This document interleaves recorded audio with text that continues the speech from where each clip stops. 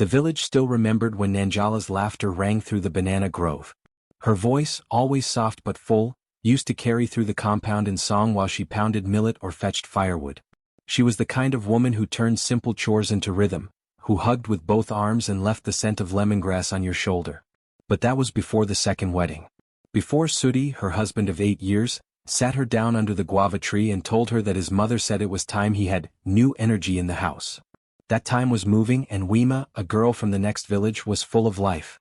"She's respectful," he had said, "and you know I would never abandon you." He didn't say she had a choice. He didn't say sorry. Nangala remembered sitting there, the fruit above her still ripening, her lips still parted to speak, but nothing came. The air had felt thick that day, not from heat but from a kind of shrinking. Something inside her folded in on itself like a cloth dampened by sudden rain. When the second wife arrived, everything began to shift. Weimma, only 22, brought with her boxes of bright clothes, loud perfume, and a laugh that didn't wait for permission. She clung to Sudi's side like a vine wrapping quickly around a tree that had already grown tall. She took over the main cooking space, decorated the hut with new curtains, and rearranged the stools in the courtyard as if she had always lived there. Nangala moved back quietly into the shadows of the home she had helped build. She still performed her tasks, waking early to sweep, preparing porridge for her son Kibaki, and fetching water when no one else offered. But her pace slowed. Her smiles faded. Her voice lowered until even the wind seemed louder than her footsteps.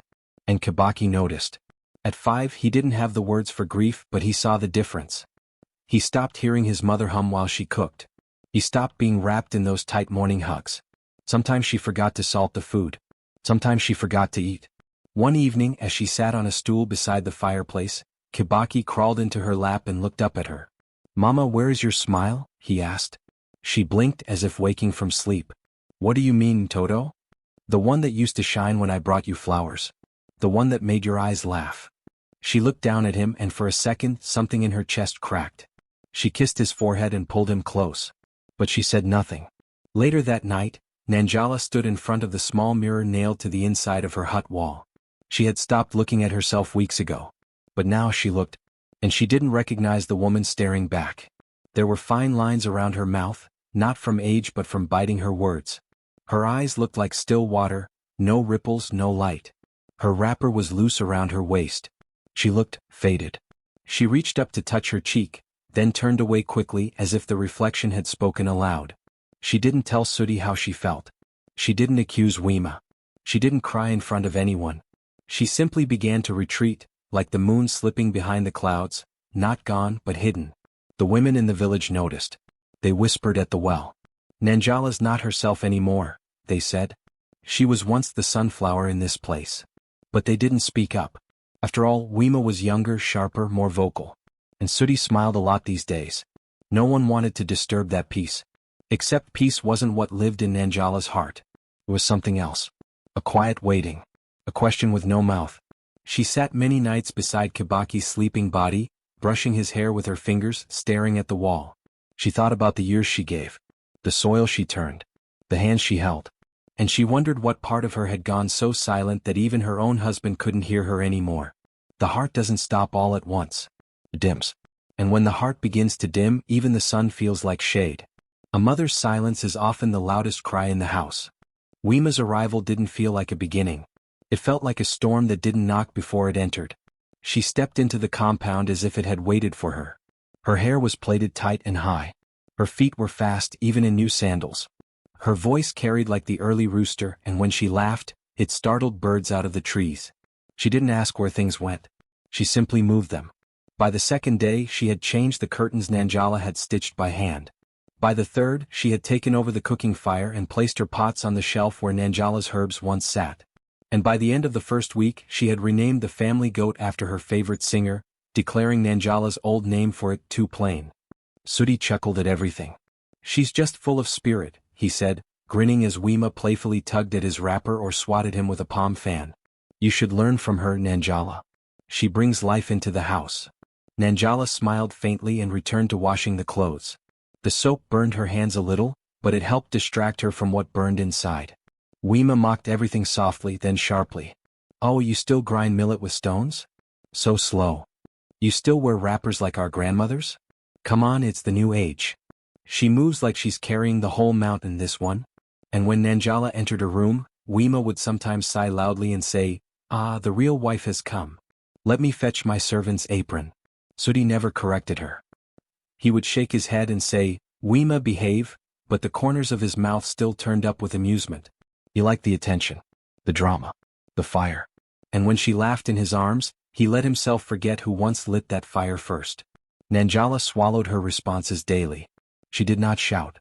She did not snap. Her words stayed where her dignity lived, pressed down, hidden beneath tasks. She focused on Kibaki.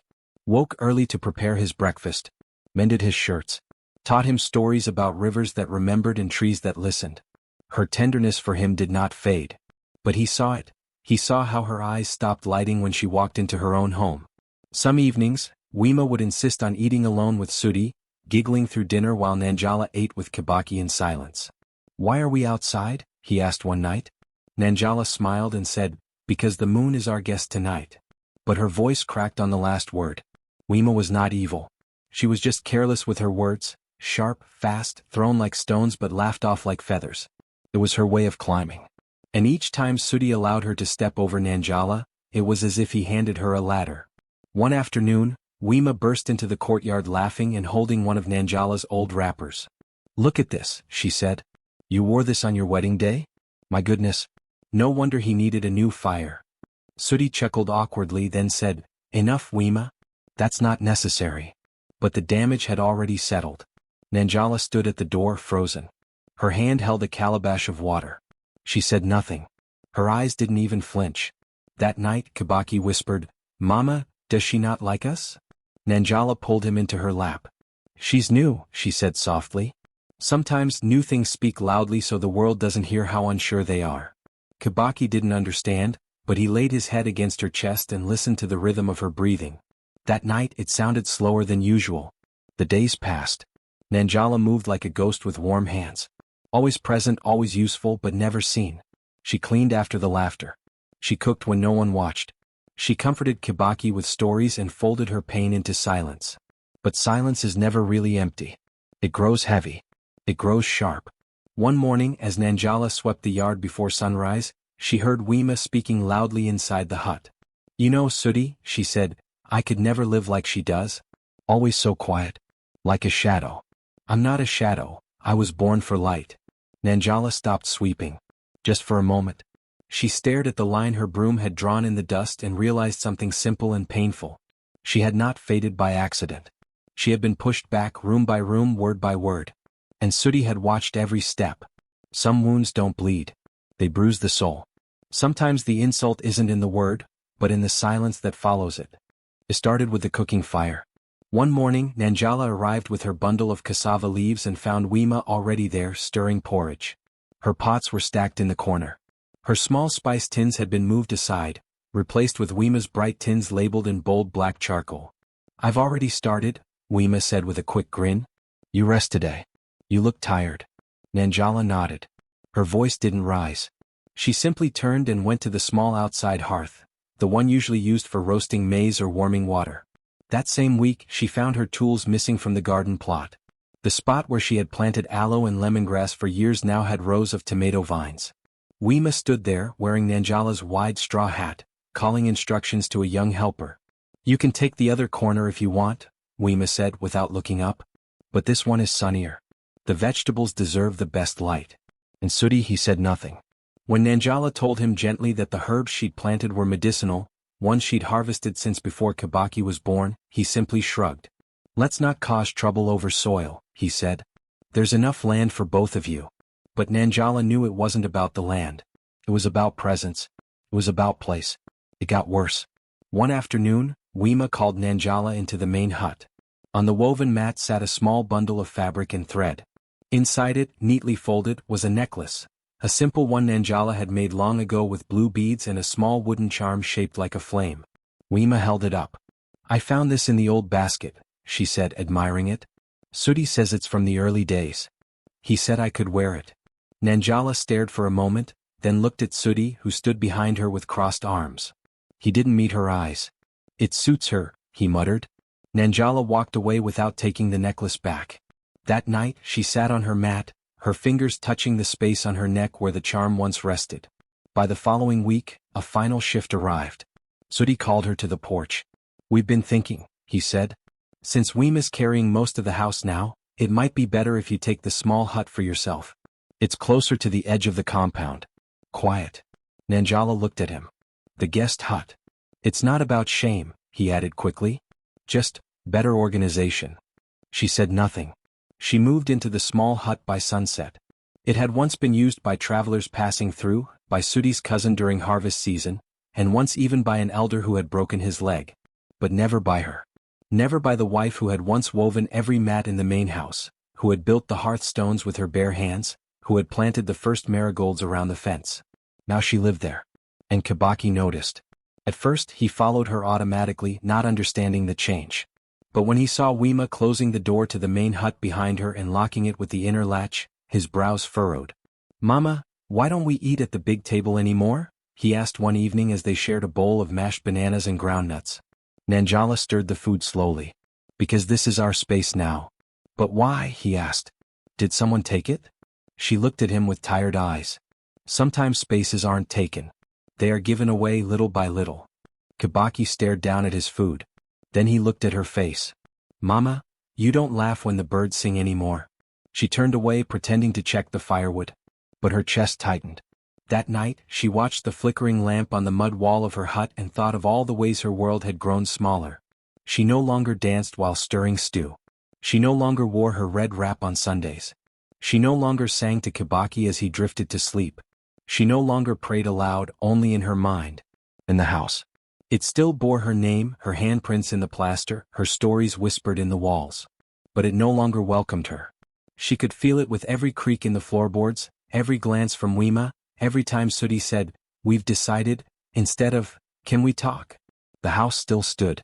But it no longer held her. A house can still be yours even when every corner tells you to leave. They don't always steal your place with fists, sometimes they do it with smiles. The village feast was meant to be a celebration of harvest, a time for songs, sweet millet cakes, and long laughter under the acacia tree. Women arrived wrapped in bold colors, children chased goats in the dust, and men gathered in circles, drinking thick brew from shared gourds. Nangala came quietly, dressed in a modest wrapper the color of river clay. She brought her roasted groundnut paste as she always did, placed it on the shared mat, and offered greetings with a soft voice. Weimma arrived late, wrapped in a bright green kitenge printed with golden drums. She laughed loud, tossed her braids, and handed out slices of pineapple as if they were gold coins. People turned to watch her and she liked it. Sudi stood beside Weimma the entire time. Nangala sat with the other women, mostly silent, answering when spoken to, helping pass dishes. Her eyes followed Kibaki now and then as he played near the fire pit, and her fingers rested gently on her lap, where a single bangle clinked when she moved. The moment came during the final round of praise and gratitude. An elder complimented the women for their contributions. "Without the patient hands of our wives, our homes would crumble," he said, raising his gourd. Weimma smirked and leaned toward the crowd just enough to be heard. "Well, some hands are more useful than others. Some just sit and wait for things to happen." A few chuckled awkwardly. Others looked down. One of the elder women cleared her throat sharply. Nangala heard it. She was only a few feet away. Sudi heard it too. He didn't laugh. But he also didn't speak. He scratched his beard, sipped from his calabash, and stared into the middle distance.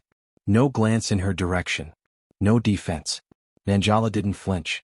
She smiled politely as if Weimma's words had drifted past her like wind through grass. But inside something shifted. Not rage. Not even sadness. Just a weight, an acknowledgement. A quiet tally of all the times he had let her fall without reaching out. She rose just before the final prayers began. She murmured something about needing to check on the fire at home, then walked away with her basket tucked under her arm. No one stopped her. No one asked if she was all right. That night, after settling Kibaki and changing into her sleep cloth, Nangala lit her small lamp and made herself tea. She used her favorite cup. The one with the small crack along the base, the one Sudi had gifted her the morning after their wedding. It was painted with faded red spirals and had a chipped rim she always drank around. She poured the hot liquid carefully, added a bit of lemongrass and held it in both hands. She didn't drink right away. She just sat, letting the warmth press into her palms, remembering how that same cup had once made her feel chosen. How she used to sit by the fire, sipping slowly, watching Sudi carve sticks or tell stories to their neighbors. How she used to believe love meant being seen even when you said nothing. Tonight she was seen by no one. As she stood to place the cup back on the shelf, her fingers slipped. It wasn't a fall from high. It wasn't violent. Just a small slip, a low clink, and then silence. The cup cracked in half. One piece rolled under the stool, the other came to rest at her feet, still warm with tea. Nangala crouched slowly and picked up the pieces. She didn't cry. She didn't gasp. She only whispered, "So now you break too." She placed the broken halves on the windowsill and sat down again. This time with empty hands. Later, as she lay beside Kibaki, listening to the far-off drums still echoing from the feast, she thought of all the things that had cracked quietly: her laughter, her place, her husband's loyalty. And now the cup. It wasn't the fall that cracked it, it was what it held no longer. What breaks a woman isn't always loud. Sometimes, it's the quiet acceptance of being unchosen. The stars were already high when Kibaki tugged at his father's wrapper. Sudi had just finished eating, Weimma sitting beside him, still teasing him about something he had said earlier at the market. The fire crackled between them, casting warm light across the compound. Kibaki had stayed quiet most of the evening. He had eaten his food on the small mat outside the guest hut with his mother, then returned to sit on the wooden stool near his father's feet. But tonight, something in him was stirring. "Baba," he said softly. Sudi looked down, distracted. At Kibaki. "You're still awake." The boy nodded. His fingers played with the edge of his shirt. His voice trembled slightly. "Where's Mama's smile?" he asked. Sudi blinked. "What do you mean?" Kibaki looked up at him, eyes serious. "Did she lose it when you brought the new lady?" The question sliced through the night like a sharp wind. Even Weimma, who had been laughing moments ago, fell into a stunned silence. Sudi tried to chuckle. "Ah, Kibaki, you say the strangest things sometimes." But the boy didn't smile. He just stared, waiting. Sudi cleared his throat. "Your mama is just tired sometimes. Maybe she's not feeling well." "She used to smile when I told her about the talking goat story," Kibaki said. "She used to laugh when the birds danced on the roof. Now she just looks at them like they're not even there." Sudi didn't know what to say. Kibaki stood up, his small chest rising. "You should bring it back. Her smile. I think she misses it." Then he walked toward the hut, his bare feet padding softly in the dirt. Weimma shifted uncomfortably. "He's just a child. They say all kinds of things." But Sudi didn't respond. The words echoed in his ears louder than the drums at the harvest feast. "Where's Mama's smile? Did she lose it when you brought the new lady?" He stood and walked away without a word. Weimma called after him once, but he didn't turn back. He made his way around the compound slowly, past the banana trees that Nangala had once trimmed, past the herb garden that now grew wild without her hands. The small guest hut stood quietly at the edge, a single clay lamp flickering through the slit in the curtain. He didn't knock. He simply stood outside and waited. Inside, Nangala sat on the ground, her wrapper folded neatly, her back straight. The fire beside her had burned low, and she stared into it with eyes that looked like they hadn't blinked in hours. Sudi watched her from the shadow. She looked different now, not in body but in presence. As if she were made of smoke and silence. As if she were already halfway gone even though she never left. He cleared his throat. She didn't look up. "I came to see how you're doing," he said awkwardly. No answer. "Kibaki said something tonight," he continued. "He asked me about your smile." Her head tilted slightly but her gaze stayed on the fire. "He said you don't laugh at the birds anymore. That you don't tell stories like before." Still nothing. "I guess I didn't notice," he admitted. "I thought maybe you were just adjusting. That maybe you didn't mind sharing space. That maybe you were used to being quiet." Her hands moved slowly, folding the edge of her wrapper into her lap. "I didn't realize it was more than that," he added. "I didn't realize I had taken something from you." At that she looked up. Her eyes were not angry. They were tired. Tired in a way that words couldn't fix. "You didn't take it," she said finally, her voice soft. "You watched while it was taken." The fire crackled. The flames hissed low. He stepped closer but didn't sit. "I thought you were strong enough to stay above it all," he said almost defensively. "You never complained." She gave a faint, humorless smile. "I did complain. Just not in your language." They sat in silence, the space between them stretching like an unspoken wound. "I remember," he said slowly, "on the day we married you danced. You danced until your feet hurt." "I remember," she replied, How you kissed my hand when I brought you tea for the first time. He looked down. I don't know when we lost that. We didn't lose it, she said. You gave it away. His shoulders sagged. She turned back to the fire. I'm not asking for you to return it, she said. Just, don't act surprised when you see who I've become without it. He nodded, more to himself than to her. I should go, he murmured. She didn't answer. He left quietly, the sound of his footsteps fading into the night. Inside, Nangala stayed by the fire a little longer, stirring the ashes with a stick. Her cup remained unfilled beside her. Her eyes stared ahead, steady and wide. Even a child can see the absence that adults pretend isn't there. Children don't always understand betrayal, but they feel the weight of it when love dims. The night was thick with stillness, the kind that presses against your chest and doesn't let you sleep. Nangala sat alone in her small hut, lit only by a half-burned lamp and the rhythm of her own breath. Outside, the wind rustled dry banana leaves. Inside, something in her was coming loose. She reached for a piece of paper from the back of her Bible, creased at the edges from years of being forgotten, and a stub of charcoal from the kitchen hearth. Then she began to write. But it wasn't to Sudi. Not to Weimma. Not even to Kibaki. It was to herself. Her younger self.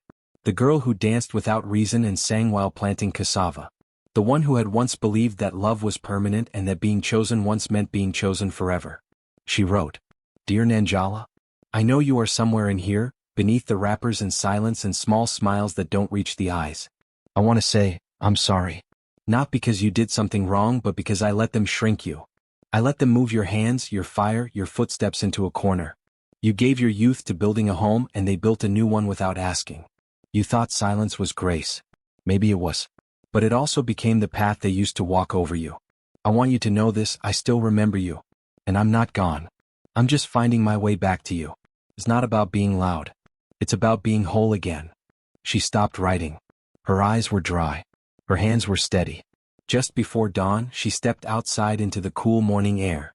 The sky was still dark, but a strip of pale orange hovered at the edge.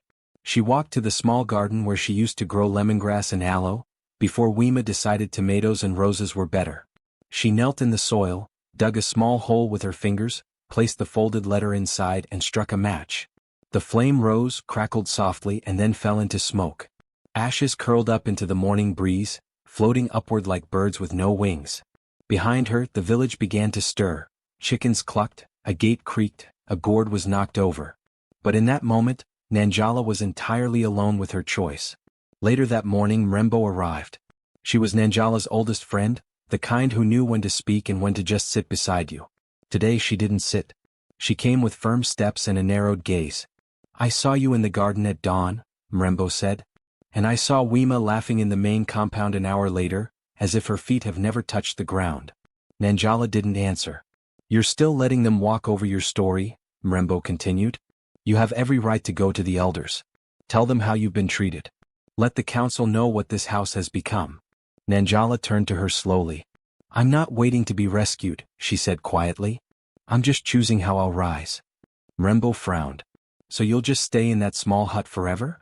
No, Nangala replied. But I won't return to the fire just because I remember its warmth. I need to know what I'm returning for. Mrembo stared at her friend, her posture, her eyes, her voice. There was no desperation there. No weakness. Only the still, heavy strength of someone choosing carefully, not cowering. You're stronger than me, Mrembo said finally. I would have screamed by now. Screaming can clear a room, Nangala replied. But it doesn't always fill it with what you need. The two women stood in silence. The scent of wet ash still lingered in the garden. Nangala bent to pull a weed from the corner. The soil felt softer than usual. She whispered, mostly to herself, every root knows when it's time to grow again. By evening she sat by her fire, grinding dried hibiscus into powder. Kibaki played nearby, tracing circles in the dirt with a stick. Sudi passed the compound once but didn't enter. Weimma shouted something to him about salt and sweet potatoes, and he disappeared behind the curtain without looking back. But Nangala didn't watch. She was focused now, on the scent of crushed petals, on the rhythm of her hands, on the quiet clarity inside her chest. What she had burned wasn't a goodbye. It was a beginning. The strength to leave is not louder than the strength to stay.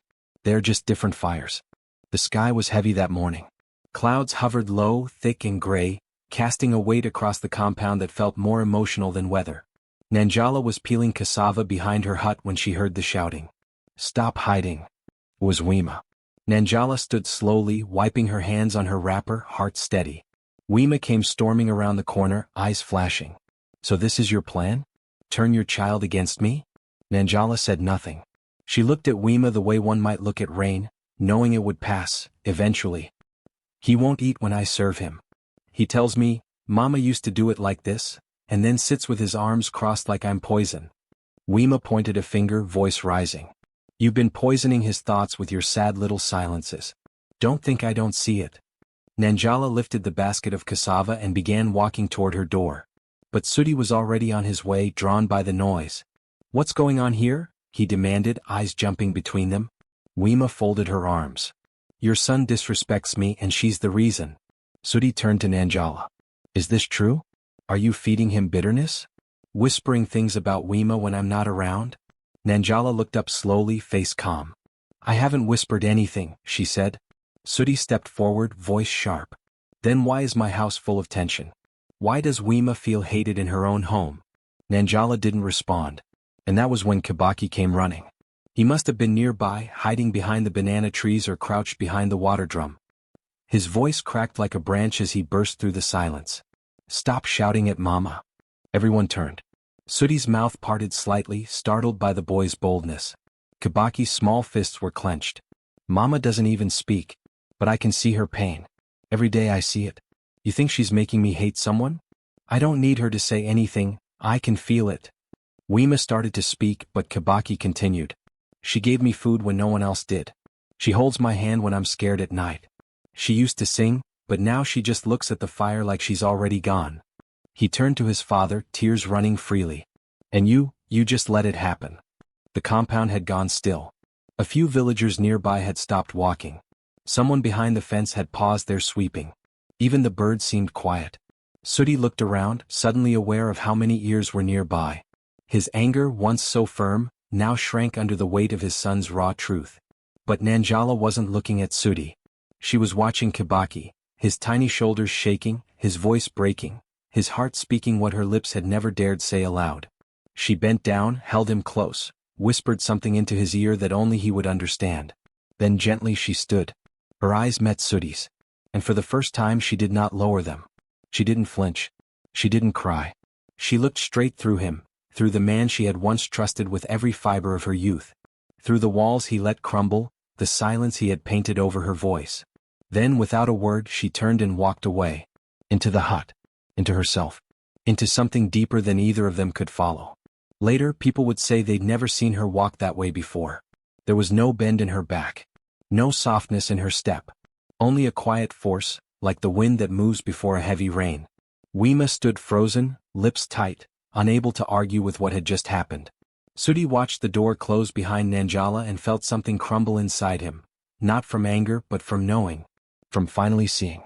Even silence, when seen, becomes thunder. You cannot protect what you refuse to acknowledge.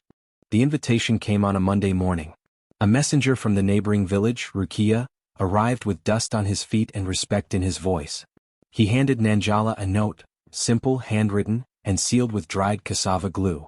The women's cooperative wanted her to come. They'd heard about her knowledge of herbs, her quiet way with children, her ability to crush leaves into medicine and stir silence into strength. They needed someone to teach. Someone calm. Someone steady. They needed her. Nangala read the letter 3 times. She didn't smile, but something in her shoulders loosened. That afternoon she told Kibaki. He looked up at her and asked one question. "Can I come too?" She placed her hand on his head, nodded once. "Always." 2 days later she packed her wrappers, her jars of dried bark, the old wooden stool she sat on when teaching girls how to brew healing tea, and the faded blanket Kibaki refused to sleep without. Weimma noticed the activity first. She leaned on the doorway of the main hut, eating roasted maize, and laughed loud enough to be heard across the yard. "So the quiet one is finally walking away? I guess it's true what they say, silence runs when words get sharp." No one laughed. Not the neighbor who passed by carrying firewood. Not the aunt who paused at the fence. Not even Sudi, who stood in the shadow of the mango tree, watching but saying nothing. Nangala didn't respond. She wrapped the last calabash of dried ginger, hoisted her basket onto her back, and walked out of the compound with Kibaki's hand in hers. She didn't look back. That evening the house was unusually still. The stew was cold, the fire low. Weimma muttered something about the boy leaving his clothes behind, but Sudi didn't respond. He simply sat on the porch, watching the shadows stretch across the ground. The compound, once full of movement and murmurs, now felt like an empty drum, hollow and loud in its silence. The next morning the chickens escaped the coop because no one remembered to tie the gate. The millet burned because Weimma fell asleep while it cooked. And when Kibaki's voice didn't ring out through the yard, calling for his mother, Sudi finally felt what had been lost. Not just a woman, not just a wife, but the warmth, the balance, the fire that had lit the center of everything. That night he found one of Nangala's old pots cracked behind the hut. It was the one she used to simmer eucalyptus and garlic when Kibaki caught a cough. He picked it up, turned it in his hands and sat there for a long time, holding it like something sacred. Across the village in Rukia, Nangala stood before 7 women under a wide baobab tree. She showed them how to cut bark at the right angle, how to dry it without bitterness. Kibaki played nearby, laughing with 2 boys who asked him if his mother was really the famous one with the tea that cured fevers. Nangala's voice was soft but firm. She didn't speak more than needed, but when she did, people leaned in. The women started calling her Mwalimu, teacher. Back in her former home, no one said her name. Not because they forgot it, but because it hung too heavy. Sudi sat on the edge of the compound each dusk, rubbing his hands together as if trying to remember the feel of something that used to live there. He called me quiet. But he forgot I was the one who lit the fire they all sat around. Sometimes absence doesn't leave a hole, it reveals one. Sudi stood at the edge of the village, his feet uncertain on the dusty path that led past a millet field and down toward the neem tree. He had heard where she was. He had waited 2 moons, watched his home rot in silence, watched Weimma become restless and bitter without an audience for her cruelty, watched the chickens grow thin and the laughter drain from the compound like water through a cracked calabash. And now he was here. His wrapper was worn. His eyes had sunk deeper into their sockets. His hands were clean but trembled just slightly, like a man who knew he was about to stand in front of a truth he could no longer bend. From a distance he saw her. Nangala stood beneath the wide neem tree with 6 young girls in colorful wrappers sitting cross-legged in front of her. She was mixing something in a calabash, her fingers moving with care. Her voice, though soft, carried. And she laughed. It wasn't loud or boastful. It was real. The kind of laugh that grows from soil watered by tears, not arrogance. For a moment, Sudi felt like a stranger watching someone he had once known in another life.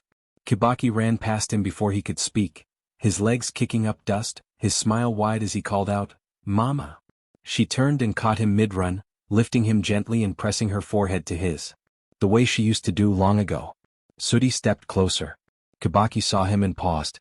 His face lit up for a second, but he didn't run to him. He looked back at his mother, waiting.